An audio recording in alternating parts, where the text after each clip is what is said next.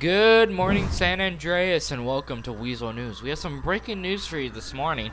Earlier this morning, the new CEO of Fly US is flying the newest addition to his fleet, the Buckingham Shamal, to LSIA to get it worked on and ready to start flying customers. Unfortunately, that is not what happened. As he was entering into San Andreas, his engine cut out. Authorities say that he ran out of fuel but still had enough for the engine to explode. We also got informed that as the fire department were about to leave the scene, there were multiple explosions and had to go back to the scene to put out the burning plane and the engines. The fire department did get the pilot out on time and rushed him to the hospital with deep wounds to the arms and legs, as well as his right leg was broken. So he's all fine. He was conscious, just in very much pain, and he had to be rushed out to the hospital as soon as possible. Police say the cause of the crash was because of the low fuel amount and the drop in airspeed as his engine cut out. Now, the drop in airspeed was unknown. It was unknown why the plane dropped in airspeed, as it would have continued gliding, but authorities also say that the engine started to slowly decrease in pitch as the engine stopped working, as well as the landing gear started leaking hydraulic fluid and could not extend out of the plane, out of the belly of the plane or the nose. Here we have the fire department responding as medic and Tower 5 to the scene to put out the fires and aid in the pilots. We also have some views of the crash and of the pilot being treated by both the sheriff's deputy and the battalion chief of the San Andreas first responders.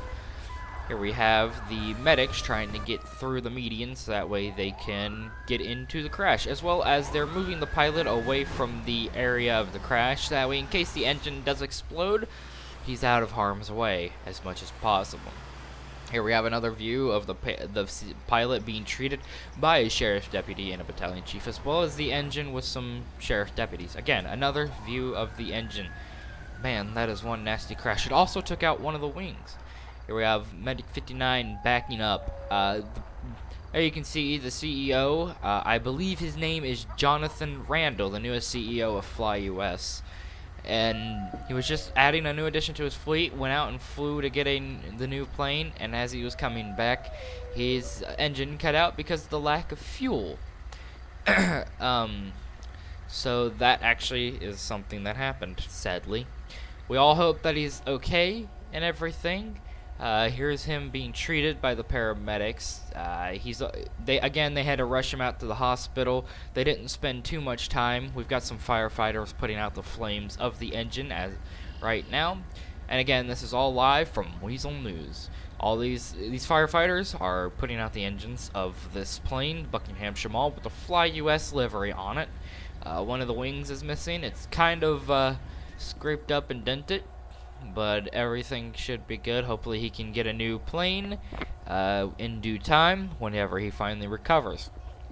Here we also have Car 3, which is also one of the chain of command for fire. He's here helping out on the scene, overseeing everything, as well as Battalion 1. Still got some paramedics treating that patient, as well as Tower 5 is here helping out with the scene. Again, we got the paramedics with the CEO, as you can see down in the bottom right. Again, another view of the CEO with the paramedics. It looks like Car 3 is going away from that area and going to oversee everything else. And so yeah, this is a pretty nasty crash. If you're on US Route 13, just be sure to watch out to see if you don't see, or to see if they've got this cleaned up or not. If you are, try and divert your route or just wait there. Here we have them moving the patient into the ambulance, and they're getting ready to transport him. As I said, they're gonna waste no time to get him into the ambulance and get him transported to Pillbox Hill. Well, thank you for joining me for this breaking news on Weazel News in the morning. Goodbye.